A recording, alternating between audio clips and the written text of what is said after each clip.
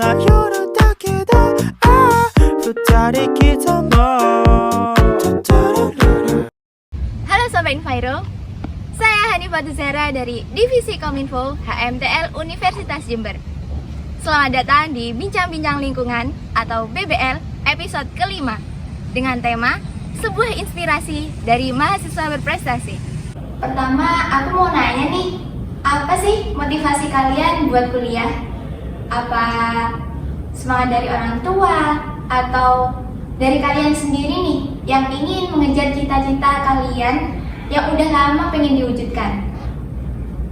Nah, menjadi seorang mahasiswa berprestasi tentunya menjadi salah satu keinginan semua mahasiswa. Jadi, di Bincang-Bincang Lingkungan ini kita akan mengundang tamu spesial dari prodi kami, yaitu Prodi Teknik Lingkungan Universitas Jember. Selamat siang Bu Candika dan Bu Yeni. Siang. Bagaimana kabarnya hari ini nih Bu? Alhamdulillah sehat nih. Oke, kali ini kita kedatangan tamu yang sangat spesial, yaitu Ibu Yeni selaku Kaprodi Teknik Lingkungan Universitas Jember dan Ibu Cantika selaku dosen Teknik Lingkungan Universitas Jember. Kalian tahu nggak?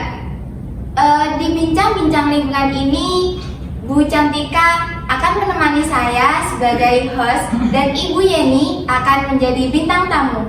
Wah, saya sangat mengapresiasi ya kedatangan Ibu Cantika dan Ibu Yeni hari ini. Tak hanya itu, kita juga kedatangan tamu yang spesial, yaitu mahasiswa berprestasi Teknik Lingkungan Universitas Jember, yaitu Mbak Okvila Sofia.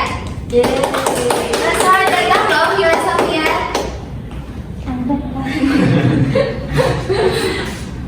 Kalau boleh tahu nih, angkatan berapa ya Mbak Okvila ya? Mari kita ikutin terus videonya. Kalau boleh tahu nih, Mbak Okvila asalnya dari mana? Saya sendiri asalnya dari Jember, di Kecamatan Kalisat. Oke, mungkin kalau Mbak Okvila dari Kecamatan Kalisat ya. Nah, mungkin kita juga akan mengenal nih Ibu Kaprodi kita, Ibu Yeni. Kalau Bu Yeni asalnya dari mana nih Bu? Saya asalnya itu dari Bani Adam. Saya orang tua dari Jogja, ibu dari Jawa Tengah, tapi karena orang tua kerja di Jember sehingga otomatis saya notabene orang Jember, jadi lahir di Jember, tinggalnya dari dulu di Kecamatan Sumbersari ya, di Sumbersari Kabupaten Jember, jadi ya biasa di kota gitu ya. Saya kurang tahu tentang Jember aslinya. Udah lama di Jember tapi kurang tahu. Iya, karena kalau tinggalnya biasanya ke rumah ini nenek yang ada di Jogja dan di Jawa Tengah. Bu Yeni lumayan melalang buana ternyata. Selama perkuliahan nih, kalau boleh tahu, hal apa sih yang unik, yang menurut Mbak Okvila unik selama perkuliahan? Selama perkuliahan ini hal yang menarik ya. Kalau di teknik rata-rata kan ada tugas besar. Ya. Jadi ketika ada tugas besar itu anak-anak biasanya itu kalau dulu sebelum COVID, anak-anak itu biasanya itu kumpul di sini di kantin atau enggak di gazebo bawah. Itu anak-anak itu kita itu ngerjain bareng-bareng, siapa yang nggak tahu, siapa yang ini, jadi kita itu saling ngasih tahu. Terus habis itu biasanya udah hampir mepet-mepet deadline pengumpulan tugas besar, kita itu biasanya itu di kantin. Di sini kan kalau di searching di Google ya, kalau di searching di Google itu biasanya kafe yang buka 24 jam pasti kantin teknik. Oh, keluar ya Mbak? Oh, keluar biasanya jadi searching. Nah, habis itu jadi kita itu biasanya itu selesai jam 3 3 pagi. Kalau begini ya. Jadi biasanya itu kita itu selesai jam 3 pagi, kan kadang ada yang kuliah subuh. Jadi kita pulang antara mandi dan gak mandi, keluar kuliah jam 5. Itu hal yang paling menarik buat saya. Sangat mengesankan ternyata ya Mbak Okvila ya. Sudah biasa dibuat ya, sebelum kerja sudah biasa dibuat kurang tidur ya. Kalau Kalau mata kuliah sendiri nih, yang paling Mbak Ovila suka ini apa? Sebenarnya Sukai bener apa sukai tanda? Yang disukai seperti apa? yang disukai pelajarannya gitu Mbak. Apa dosennya? Sebenarnya untuk mata kuliah nggak spesifik ya, tapi lebih kepada tidak menghafal. Jadi saya lebih suka yang menghitung daripada menghafal. Contohnya apa Mbak Ovila masih ingat? Plumbing, Oh, plumbing. terus kemarin juga ada statistika, terus kemarin juga ada Modern bukan? iya kemudian, tapi lebih banyak kepada aplikasinya. Oh, berarti Mbak Ovila nih suka ngitung ya? Hitung-hitungan. Untuk dosen favorit menurut Mbak Ovila? Untuk dosen favorit saya, kebetulan dia. Oh iya. Yang begini. Bukan, ya sebenarnya bukan gara-gara ada Bu Yeni ya. Kalau untuk Bu Yeni memang agak disiplin, sangat disiplin ya. Jadi kayak mau nggak mau itu harus ada effortnya. Kalau ada Bu Yeni benar-benar harus ada effortnya. Jadi itu yang membuat kami mahasiswa sendiri itu tertantang gitu. Untuk riwayat pendidikan sebelumnya gimana Mbak Ovila? Untuk riwayatnya, saya dulu pernah SMP sama SMA di Probolinggo. Probolinggo. Oh, bukannya Mbak Ovila asalnya dari Jember ya? Ngasrama di Probolinggo. Mondok. Oh. Oh. Sekolahnya apa namanya? Nurul Jadi. Oh, jadi. oh iya. Berarti hafiz ya, Amarul Quran ya. Berapa juz? 30 saja. Nah, Mbak Ovila dulu ini kan mondok kebetulan ya di Nurul Jadi. Kenapa harus di Teknik Lingkungan Universitas Jember ini? Kenapa harus? Kenapa milih teknik lingkungan? Iya. Gitu. Maksudnya karena kan belakangan ini tuh masih banyak yang belum tahu lah tentang teknik lingkungan. Mungkin banyak yang belum ngerti juga kalau di Universitas Jember mungkin ada teknik lingkungan nih. Nah, kira-kira apa sih yang memotivasi Mbak Ovila untuk memilih jurusan teknik lingkungan? Untuk kenapa saya memilih prodi teknik lingkungan? Aslinya simple ya. Kenapa saya memilih prodi teknik lingkungan? Kembali lagi kepada jawaban saya yang barusan. Saya di SMA saya adalah jurusan IPA. Jadi mau nggak mau harus selaras kan. Mau di soshum berarti kan harus belajar lagi dari awal. Jadi menurut saya 3 tahun itu seperti yang sia-sia. Jadi saya mau yang selaras. Namanya yang selaras. Mau di kedokteran takut jarum suntik, mau di teknik sipil sepertinya rada berat gitu. Jadi saya ke teknik lingkungan.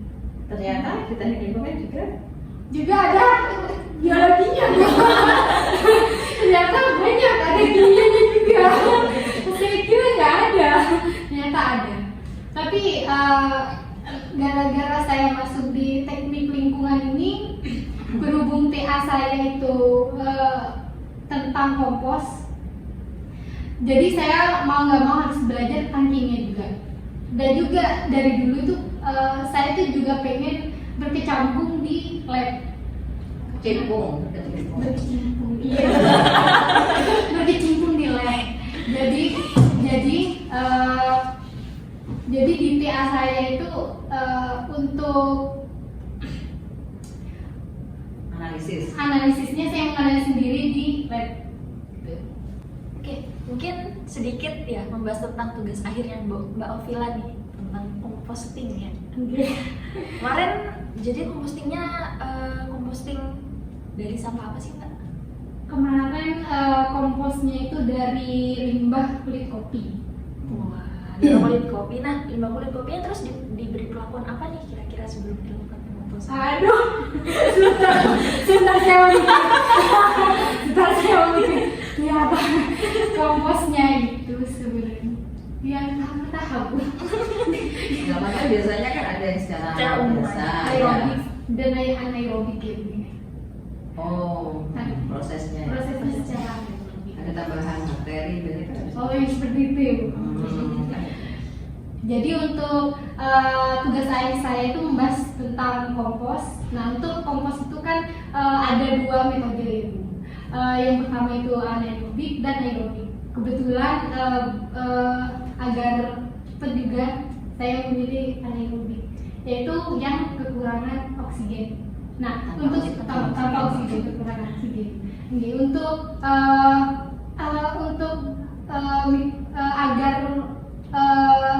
agar kompos saya itu matang, harus ada starternya dulu. Nah, untuk ada starternya itu saya memakai EM4 dan memakai kotoran sapi untuk menurunkan kadar pH. Oke, sangat menginspirasi sekali juga nih topiknya. Mbak Ovila mungkin bisa menjadi topik bagi adik-adik sekalian atau teman-teman yang mungkin ingin melakukan tugas akhir nantinya ya. Nah, sebagai info aja, Mbak Ovila ini baru saja lulus. Dan tapi sebelum lulus dia sempat menorehkan prestasi nih. Jadi prestasinya nggak nanggung-nanggung di kancah internasional. Nah, jadi waktu itu kalau nggak salah Mbak Ovila ini menjuarai di sebuah kompetisi bernama apa Mbak Ovila? Indonesian Inventors Day. Oke, namanya adalah ID atau namanya adalah Indonesia Inventory Day. Inventors. Oke. Oke, nama kompetisinya adalah Indonesia Inventors Day. Nah, mungkin di sini juga masih ada yang belum tahu nih Mbak Ovila tentang apa itu kompetisi Indonesia Inventors Day. Nah, bisa nggak dijelasin sedikit aja apa itu kompetisi tentang Indonesia Inventors Day? Kan banyak yang nggak tahu nih tentang Indonesia Inventors Day. Nah, bisa nggak dijelasin sedikit aja tentang Indonesia Inventors Day itu kompetisi di bidang apa sih atau tentang apa sih? Jadi Indonesia Inventors Day itu sendiri adalah sebuah wadah ya, bagi penemu-penemu, maksudnya bagi anak-anak muda, karena di sana itu ada jadi di sana ada beberapa penemu-penemu, tidak hanya di bidang yang saya geluti yaitu di bidang pendidikan, tapi di sana ada juga di bidang lingkungan, di bidang kesehatan dan lain-lainnya. Nah, untuk ide itu sendiri kemarin diselenggarakan di Bali. Nah, ide itu sama halnya seperti pertemuan antara orang yang berkreasi, berinovasi dengan inventors yang ada di luar negeri ataupun di dalam negeri. Nah, nanti kita mempresentasikan karya kita. Nah, ketika ada inventors yang tertarik, biasanya mereka akan membantu kita untuk membuat produk kita itu, bagaimana produk kita itu bisa terrealisasikan seperti itu. Menyambung dari pertanyaan Mbak Cantika ya, saya mau tanya nih, dengar-dengar kan Mbak Ovila ini juara 2 nih, juara 2 tingkat internasional. Nah, Mbak Ovila ini pada saat menjuarai ini, apa sih inovasi Mbak Ovila? Untuk inovasi saya sendiri itu saya itu membuat sebuah board game anti perkawinan anak, lebih kepada apa sih hak-hak anak itu sendiri. Saya mengangkat tema topik ini karena kemarin sudah ada teguran dari Bapak Bupati sendiri karena di Jember ini termasuk angka perceraian yang tinggi Jawa Timur. se-Jawa Timur. Jadi saya bersama teman-teman saya berinovasi untuk membuat sebuah game. Bagaimana anak-anak remaja ini mengetahui apa sih hak-hak yang akan mereka dapati atau enggak apa sih konsekuensi apa sih yang akan mereka dapatkan jika melakukan hal-hal yang seperti ini. Nah, menikah muda, terus pergaulan gitu. Nah, seperti itu. Untuk board game-nya sendiri tuh saya terinspirasi juga dari undang-undang. Jadi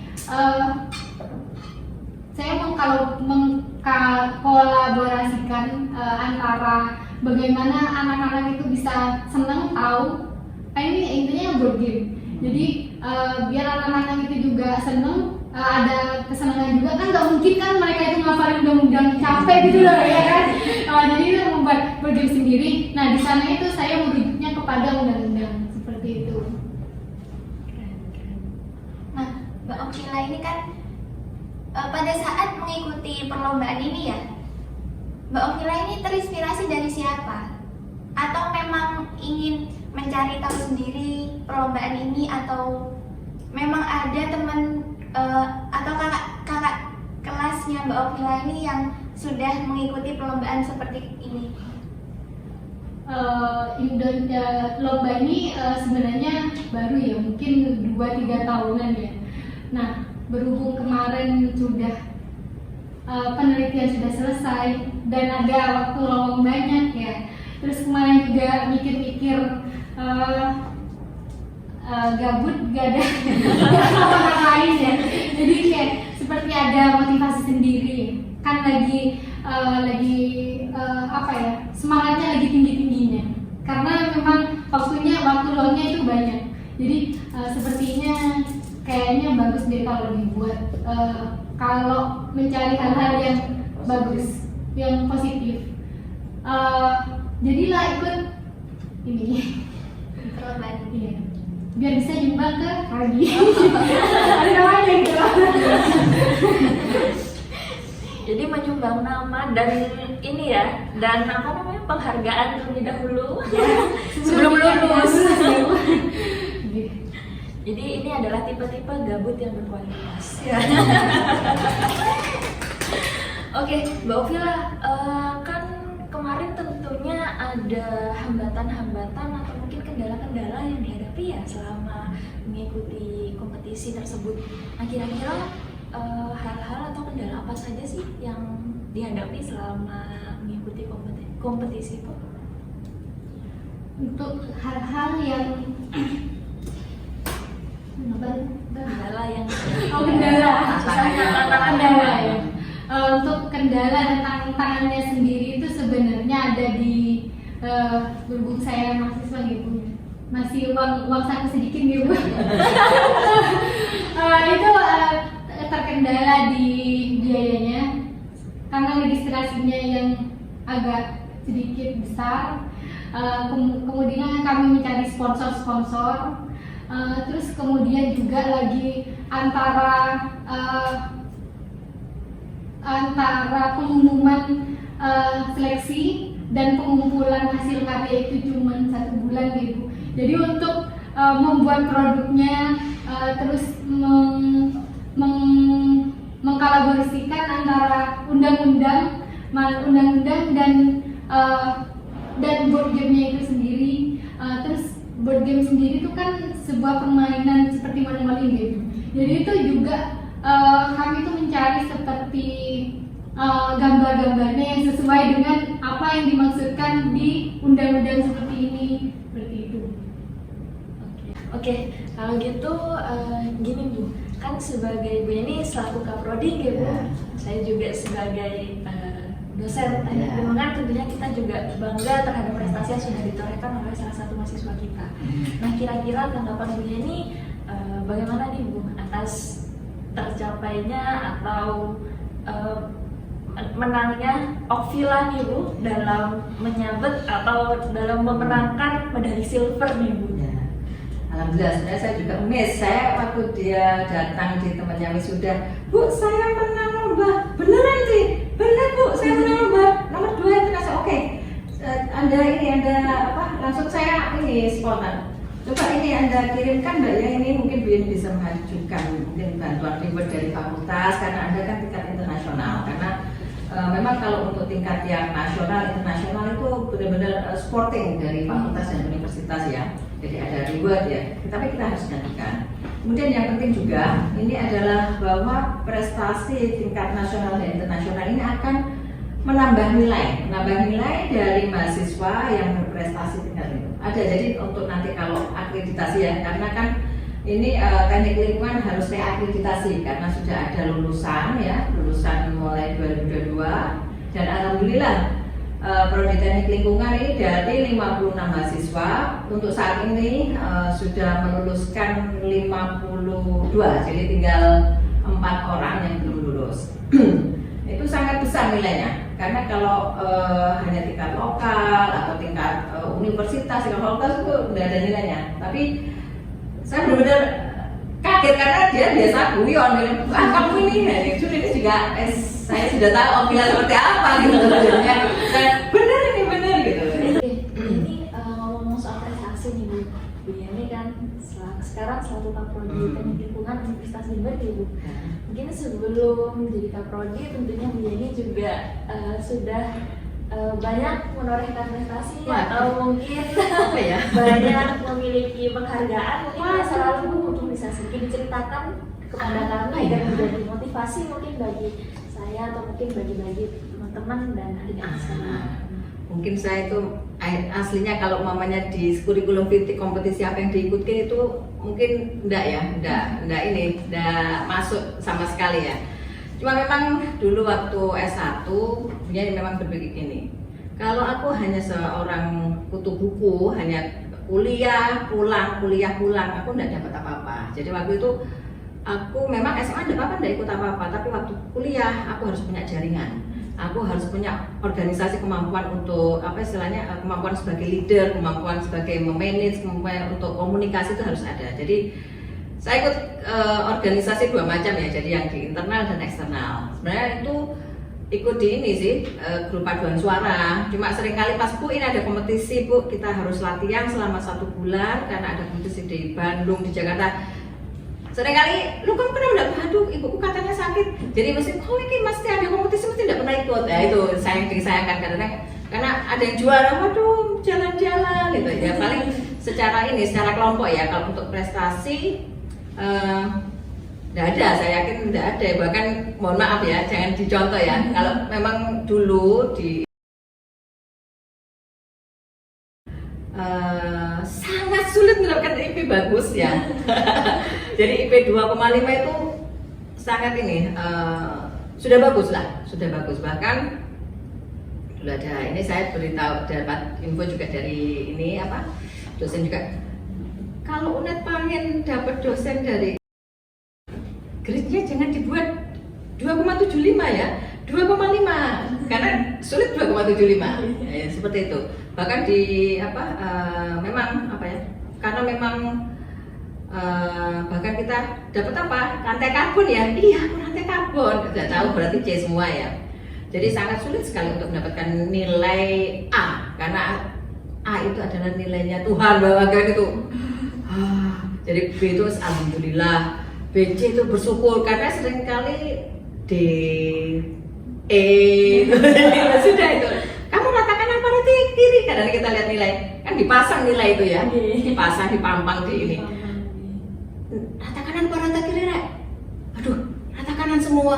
Aduh nggak ulang gitu. Jadi kalau dulu tuh nggak ada aturan. Jadi pernah juga waktu itu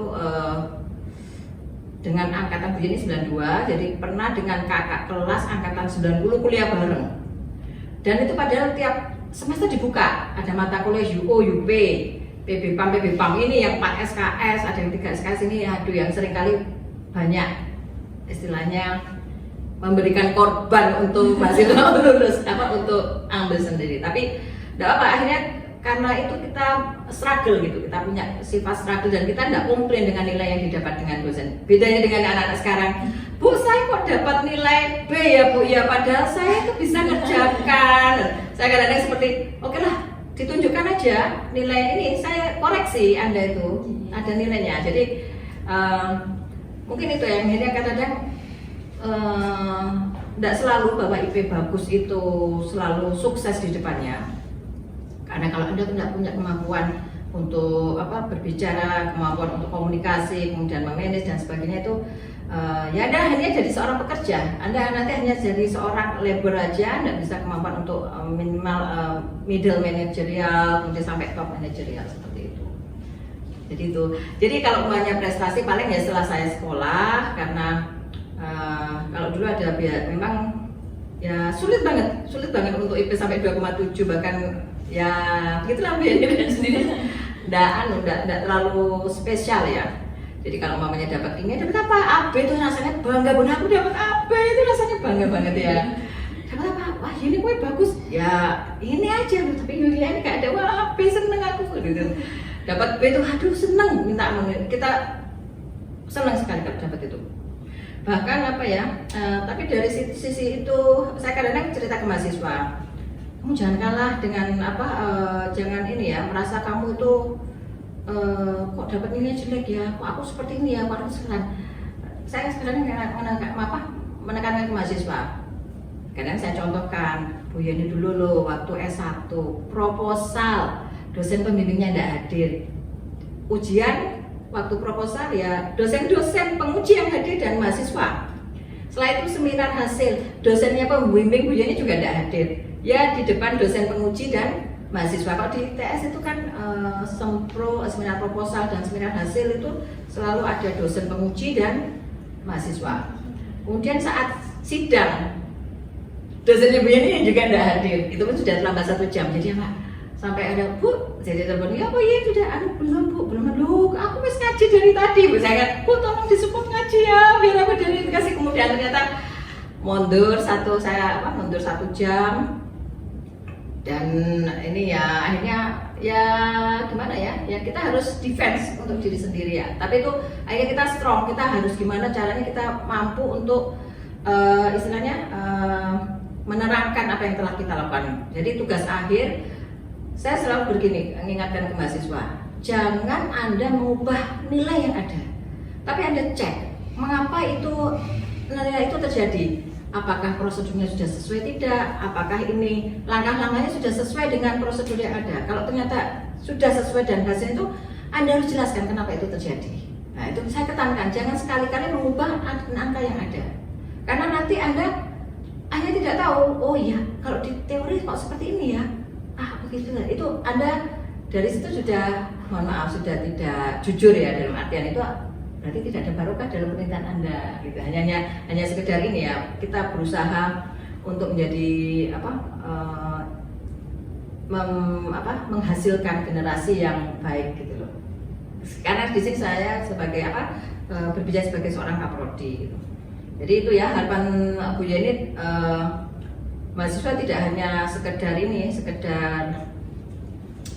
ngerjakan tugas. Orang banyak tugas, saya kapan dari sempat menyayangkan kita ada mahasiswa sudah kompetisi yang kementerian terus tahu-tahu aduh banyak tugas. Kamu harusnya harus bisa menghubungi Bu Yani, menghadap Bu Yani, nego bagaimana ini, karena ini di salah satu sisi ini juga studi Anda, di salah satu sisi juga membawa nama prodi. Lah itu harus Anda di sanalah Anda harus bergening. Nah itu kemampuan mahasiswa yang harus belajar dari situ ya. Jadi namanya seperti himpunan, namanya di BPM dulu pernah juga, di himpunan juga pernah, jadi paduan suara tingkat institut juga pernah, tingkat fakultas, tingkat semua sudah pernah. Jadi akhirnya tahu, biasa Bu saya repot, biayanya apa dulu juga nggak sampai malam-malam juga sama saja.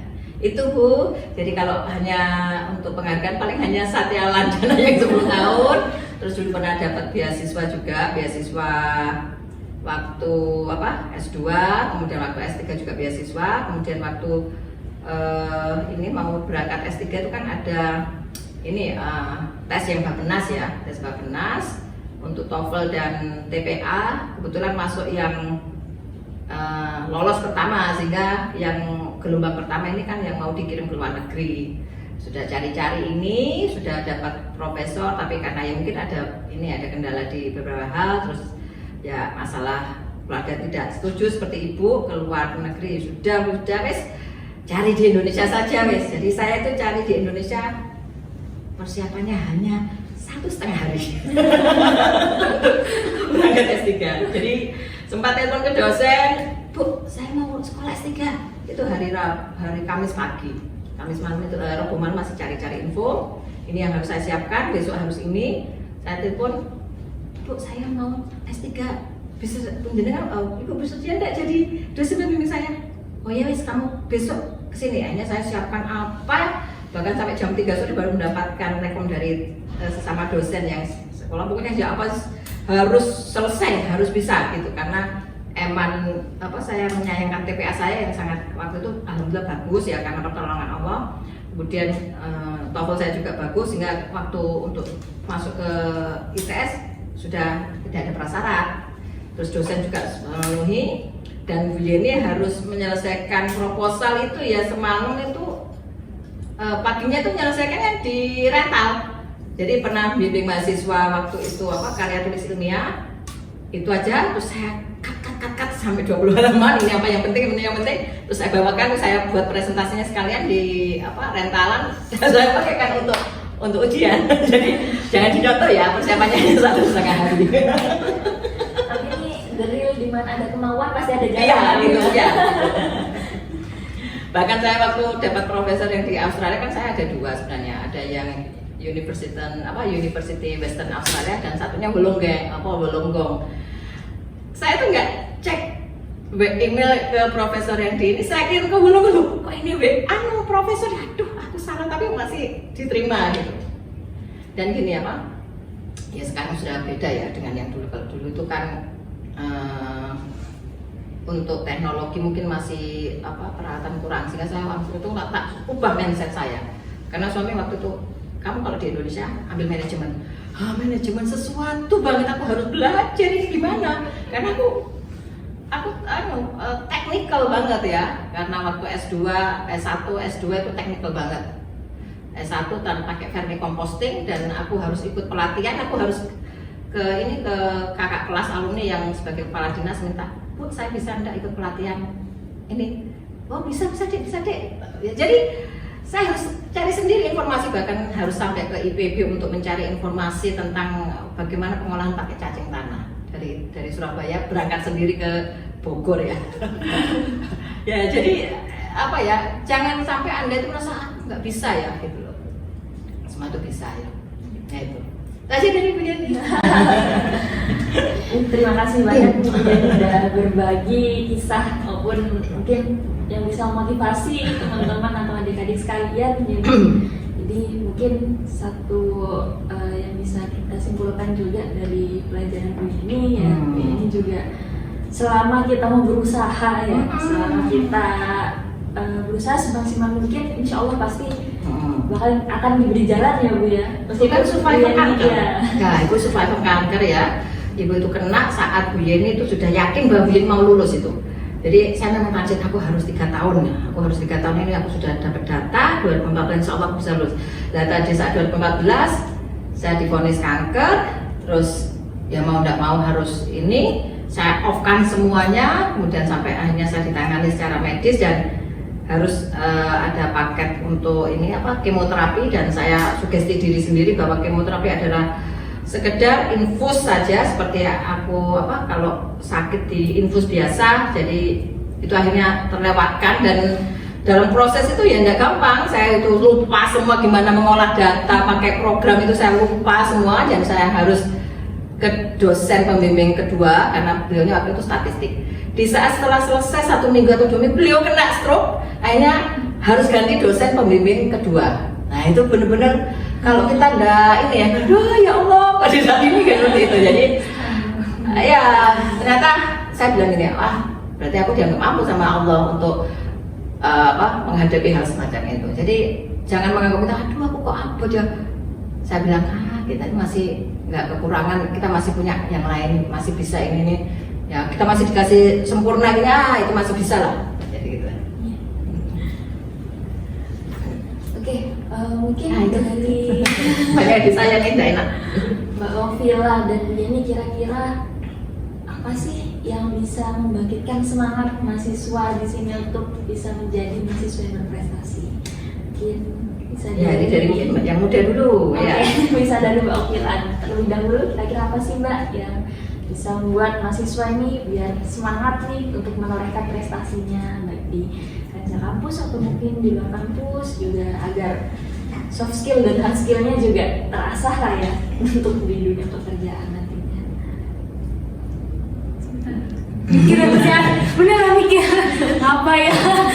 Ya, jadi banyak seperti ini. Contohnya gini, minimal anakku ya, ini anakku jadi. Aku pengen nanti kalau aku masih daftar kerja, kurikulum fitku banyak. Gitu. Aku ikut ini, aku ikut ini, aku ikut ini. Itu. Sama sih Bu.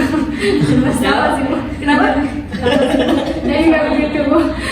Yang ada penghargaannya di sini. Di CV.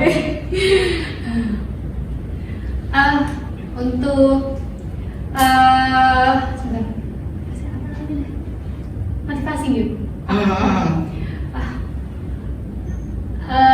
Untuk memotivasi teman-teman atau adik-adik tingkat atau siapapun yang melihat rekaman ini ya, motivasi saya itu sebenarnya karena saya tuh nggak pernah menang apa-apa gitu. Jadi kayak mencoba hal-hal yang yang lain bisa, kenapa saya nggak bisa gitu. Jadi di benar kata Bieni barusan, biar di CV itu juga ada penghargaan-penghargaan gitu. Seperti itu. Oke, itu untuk dari Mbak Ovila ya. Mungkin kalau dari sudut pandang Bieni, kira-kira bagaimana nih Bu? Kita kan sekarang sudah lebih global ya. Jadi seringkali mahasiswa itu melihat bahwa contohnya yang sederhana, bahasa Inggris ya. Bahasa Inggris tuh mereka tuh sesuatu banget, dalam artian sesuatu yang it's difficult ya. Karena mereka menganggap Inggris, padahal kalau kita ini ya, kita mau global, bagaimana kalau kita tidak paham bahasa yang komunikasi dengan mereka? Ya, otomatis at least Anda setelah lulus itu Inggris Anda harus bagus lah. Jadi improve diri Anda, bagaimana speaking English. Jadi waktu itu saya contohkan diri saya. Jadi waktu SMP itu dapat bahasa Inggris, pertama yang saya lakukan harus dengarkan lagu-lagu Inggris, terus kita tulis teks. Apa sih? Apa ini liriknya? Nah, terus langganan buku berbahasa Inggris. Kemudian nulis surat ke teman dekat, sahabat itu pakai bahasa Inggris. Jadi biar itu grammarnya berjalan. Kemudian untuk listeningnya, speakingnya juga ini itu cara memotivasi diri sendiri ya. Dan mahasiswa saya yakin Anda kalau ingin bisa sampai di kancah internasional sebenarnya Anda harus tahu apa sih prasyarat minimalnya. Otomatis bahasa itu adalah yang utama ya. Jadi sebisa mungkin Anda, kalau Anda aku kan ini, jangan, bahwa tiap orang itu ada potensinya dan jangan Anda memadamkan apa yang ada dalam diri Anda. Ya itu. Jadi kalau Anda ingin aku kan besok aku mungkin jadi ibu rumah tangga aja. Saya Bu Yeni sebagai kampusnya, tolong jangan hanya sekadar ibu rumah tangga ya. Jadi kalau bisa walaupun ibu rumah tangga, tetap ibu rumah tangga yang memiliki Anda tuh value ya. Jadi gini, hanya waktu Anda dalam artian oke lah, walaupun Anda saya enggak kerja, enggak apa-apa, Anda bisa manage, makanya Anda jadi konsultan di rumah, terus Anda meng-hire orang lain, itu kan Anda memberikan manfaat dari orang lain, membuka lapangan kerja, itu juga lebih bagus nilainya sebagai nanti nih luaran lulusan dari teknik lingkungan. Nah, tetap harus biar ini ya, karena itu tiap akreditasi dan semua itu tidak hanya sekedar dari dosennya, fasilitas yang ada, kemudian dari mahasiswa, tapi juga dari lulusan dari mahasiswa itu juga. Jadi harus Anda pacu diri Anda bahwa Anda yakin bahwa Anda mampu. Jadi gini ya, ini juga ada teman ya, teman lulusan ITS, tapi kan kita tidak tahu nasib orang seperti apa. Mungkin saja ini ada banyak juga alumni UNED yang jadi orang sukses juga. Contohnya itu kan juga Pak Nurul Gufron yang di KPK juga alumni UNED. Jadi banyak, jangan Anda tidak berbangga ke diri Anda. Yang penting itu diri Anda, bukan Anda lulusan mana, gitu ya. Belajar dari begini. Baik, terima kasih Bu Yeni. Sebelum sesi penutup nih, saya mau tanya ke Mbak Ovila ya, apakah ada kesan dan pesan yang ingin disampaikan untuk teman-teman, terutama nih untuk teman-teman prodi kita yaitu Teknik Lingkungan Universitas Jember, untuk adik-adik juga terutama, supaya bisa terinspirasi, wah Mbak Ovila gini ya ternyata gelarnya, gimana itu? Untuk pesan dan kesan mengikuti kompetisi di sana, untuk pesannya itu jangan gampang menyerah ya. Karena setiap benar kata bincang-bincang barusan, setiap kemampuan ada setiap ada kemampuan pasti setiap kemauan di mana ada kemauan di situ ada kemampuan. Jalan. Di mana ada kemauan, di situ ada Jalan. Untuk kesan saya mengikuti lomba, yang pertama, kalau kamu mau liburan gratis, ayo ikut lomba. Yang kedua, kesannya di sana, berhubung di sana ranahnya internasional, otomatis ada banyak bule-bule. Dan kau boleh ngomong. Untuk kesan yang kedua, berhubung ini ranahnya internasional, otomatis ada banyak bule-bule di sana. Nah, jadi nggak cuman haluan doang kita itu bisa ngomong sama orang luar negeri. Terus lagi di sana itu kita itu bisa dapat banyak relasi di beberapa kampus-kampus ternama, seperti di UAD, di Undip, terus kemarin di mana lagi? Oh, kemarin ada yang dari Turki. Itu aja. Udah. とてもいいような夜だけど、二人きとも